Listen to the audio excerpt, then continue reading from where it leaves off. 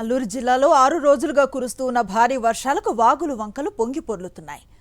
ముంచుంగి పుట్టు బిరిగుడకు వెళ్లే వాగు పొంగి ప్రవహిస్తోంది. దీంతో ఓ బైకర్ వరదలో చిక్కుకుపోయాడు. గ్రామస్తుల సాయంతో సురక్షితంగా ఒడ్డుకు చేరుకున్నాడు. ప్రభుత్వం స్పందించి బిరిగుడకు వెళ్లే వాగుపై వంతెన నిర్మించాలని స్థానికులు కోరుతున్నారు.